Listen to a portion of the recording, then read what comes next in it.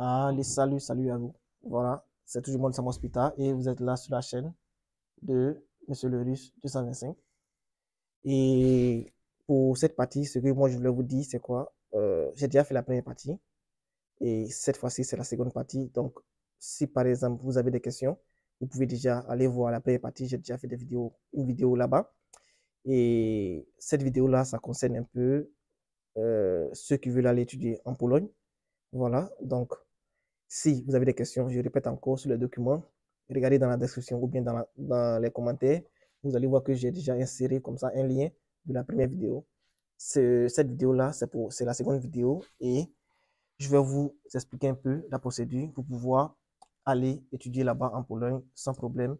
Et si vous avez des soucis et que vous avez besoin qu'on suive vos dossiers, vous pouvez déjà nous contacter inbox.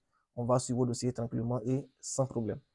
Voilà, donc euh, je répète encore, j'ai déjà fait une première vidéo en ce qui concerne les documents et cette fois-ci, c'est pour montrer la procédure.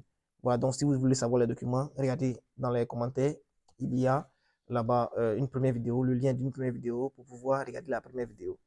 Voilà, donc n'oubliez pas, si ce que je fais vous aide énormément, essayez au moins de liker la vidéo et puis essayez de vous abonner. Voilà, donc on va aller rapidement. Si, une fois que vous avez tous les documents pour pouvoir aller étudier là-bas, vous allez envoyer, n'oubliez pas, vous allez envoyer votre diplôme de baccalauréat et votre passeport. Voilà. Maintenant, pourquoi ça se passe comme ça? N'oubliez pas que là-bas, en Pologne, il y a au moins il y a deux types d'études. Il y a ceux qui vont aller étudier en anglais, ceux qui veulent aller étudier en anglais, voilà. Et il y a ceux d'abord qui vont étudier la langue polonaise avant de commencer les cours. Voilà.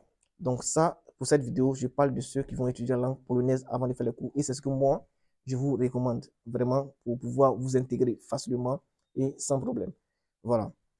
Maintenant, ce que j'aimerais vous dire, c'est quoi? C'est que pour aller étudier là-bas, pourquoi est-ce que vous n'êtes pas obligé de, de leur envoyer, par exemple, comme ça, votre diplôme de licence ou bien du doctorat? Vous n'êtes pas obligé parce que pour étudier la langue là-bas, une fois que vous allez postuler dans l'université va vous dire, va vous reconduire directement. Si vous êtes étudiant étranger, une fois que vous postulez dans l'université va vous reconduire directement à la structure de langue de l'université qui gère les étudiants étrangers. Et c'est cette structure-là qui va vous faire étudier la langue polonaise avant de pouvoir faire le cours à l'université. Mais je rappelle encore très bien que c'est pas le fait que vous êtes là-bas, c'est-à-dire avec la structure de langue, que vous dépendez de l'université. Non, c'est pas comme ça parce que lorsque vous-même vous allez remarquer, il y a plusieurs personnes qui viennent, il y a plusieurs étudiants, et bien pas étudiants, mais il y a plusieurs personnes qui viennent étudier la langue polonaise et repartent dans leur pays. Donc, ça veut dire quoi? Ça veut dire que c'est comme si vous aussi, vous allez là-bas pour y étudier et repartir dans votre pays. Mais vous, ce n'est pas le cas. C'est un cas très différent. C'est pourquoi vous allez choisir toujours l'option de 1 an, c'est-à-dire les 8 mois de formation de langue pour étudiants. Vous voyez un peu. Mais lorsque vous allez arriver là-bas, vous allez voir qu'il y a aussi des personnes qui sont venues étudier la langue et repartir dans leur pays. Donc, vous dépendez seulement que de la structure de langue, mais pas de l'université. Maintenant, une fois que vous allez finir de faire, par exemple, comme ça, la langue polonaise, si vous voulez, étant donné que vous avez fait des cours de 1 an, vous avez le diplôme de langue, vous êtes apte à pouvoir étudier comme ça dans une université polonaise. C'est en ce moment-là, vous allez écrire à l'université qui vous a reçu si vous voulez continuer sur votre lancée dans la même université ou bien vous voulez quitter l'université et aller ailleurs si l'université, par exemple, comme ça, ne vous plaît pas ou bien si les modalités de l'université ne vous conviennent pas, vous pouvez maintenant aller ailleurs pour aller étudier. Vous comprenez? Voilà, donc cela ne veut pas dire qu'une fois que vous arrivez là-bas pour aller étudier dans la langue, dans cette université-là, vous dépendez de l'université. Non, vous ne dépendez pas de l'université. Si vous finissez, vous pouvez continuer directement à l'université. Dans cette même université, vous comprenez? Ou bien vous pouvez aller ailleurs pour aller étudier. Maintenant, en ce qui concerne, par exemple, comme ça, une fois que vous avez l'admission, une fois que vous avez l'admission, je répète encore, quand vous avez l'admission, vous devez solder la scolarité de l'université de langue avant de pouvoir recevoir votre visa, de pouvoir recevoir par exemple comme ça votre reçu d'inscription, vous allez ajouter à vos documents que j'ai déjà cités ou bien j'ai déjà expliqué dans la première vidéo, vous allez ajouter et vous allez maintenant aller au consulat pour aller chercher votre visa. Voilà, donc j'espère que, j'espère que vous comprenez ce que j'ai dit. Et une fois que vous avez le visa, vous pouvez maintenant aller là-bas et étudier. Mais vous allez d'abord, en une semaine de votre voyage, vous allez appeler l'université ou bien vous allez appeler la structure de langue de l'université et vous allez leur dire que vous arrivez et que vous venez à telle heure, à telle date. Voilà. Une fois qu'ils savent, ils vont s'apprêter à vous accueillir et parfois, ils n'accueillent pas. C'est ce qui est dommage. Parfois, ils n'accueillent pas. Mais comme je l'ai dit, pour ceux qui veulent aller étudier là-bas, si vous pensez que vous ne maîtrisez pas, vous pouvez déjà nous contacter. On va essayer de vous aider. On a déjà des personnes sur place, voilà, qui vont vous accueillir, qui vont vous envoyer dans votre université tranquillement et sans problème. Donc, si l'université décide de vous accueillir, ok, il n'y a pas de problème. Voilà, vous pouvez aller là-bas et tranquillement, vous pouvez faire vos cours normalement.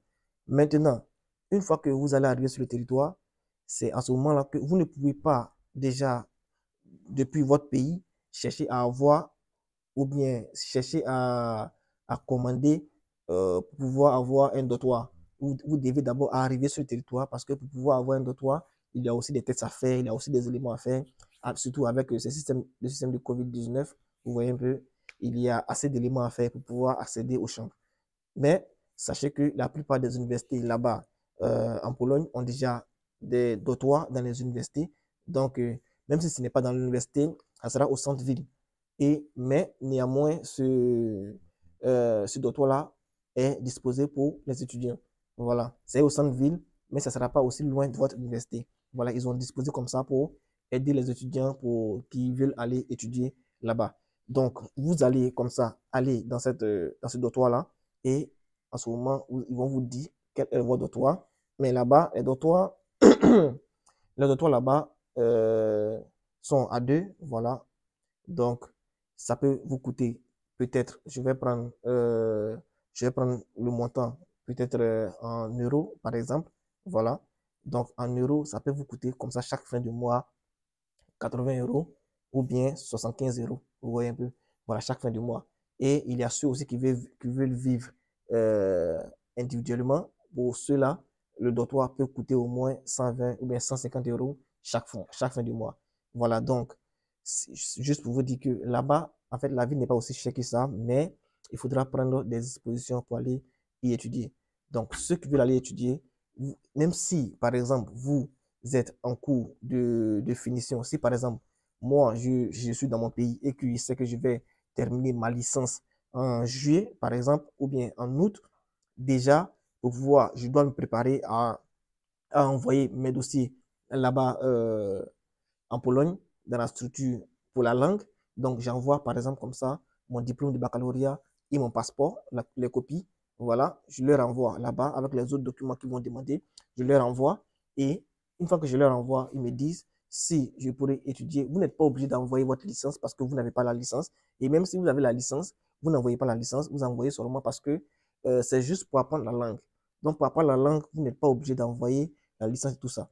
Vous envoyez juste votre diplôme de baccalauréat et votre passeport. Voilà, maintenant, je répète encore, celui qui n'a pas fini et qui est en cours de finition, par exemple, de son cycle, qui est en licence 3, par exemple, et qui veut aller forcément aller là-bas pour y étudier, comme je l'ai dit, vous envoyez votre diplôme de baccalauréat et votre passeport. Et lorsque vous allez leur envoyer, ils vont vous dire, OK, vous avez l'admission, vous pouvez venir y étudier, mais cette admission-là sera conditionnelle. Donc, pour enlever la condition sur l'admission, vous allez maintenant, ils vont vous dire les frais. Chaque université a ses frais de scolarité. Chaque université a ses frais de scolarité, de la langue aussi. Voilà, donc c'est à vous maintenant de voir quelle est, par exemple, comme ça, l'université qui vous convient par rapport à vos moyens. Voilà, et je l'ai dit, j'ai essayé de sélectionner, par exemple, comme ça, 3 à 5 universités que je vais mettre en commentaire ou bien dans la description. Ce sont ces universités-là qui sont un peu plus moins chères et que vous pouvez les solliciter et aller là-bas pour y étudier. Et ceux qui ne savent pas comment ça se passe, nous suivons aussi des dossiers de ceux qui veulent aller étudier là-bas tranquillement et sans problème. Donc, si vous êtes intéressé, vous pouvez m'écrire déjà en inbox, regardez dans la description ou bien en commentaire, il y a mon lien là-bas, vous pouvez nous contacter pour qu'on puisse suivre votre dossier. Donc, une fois que vous allez les renvoyer, ils vont vous dire si vous pouvez venir étudier ou pas. Si vous pouvez venir étudier, ils vont vous envoyer les frais de scolarité, vous allez solder les frais de scolarité, ils vont vous envoyer le reçu d'inscription, vous allez ajouter à vos documents et aller chercher votre visa tranquillement. Donc, je vais m'arrêter là pour la seconde vidéo et je pars pour la troisième vidéo en ce qui concerne les éléments précis de comment est-ce que ça va se dérouler et comment est-ce que vous allez faire. Donc, les gars, à plus et puis surtout, prenez soin de vous. Si c'est la première fois de ma chaîne YouTube, essayez de liker, essayez de vous abonner. À plus, les gars.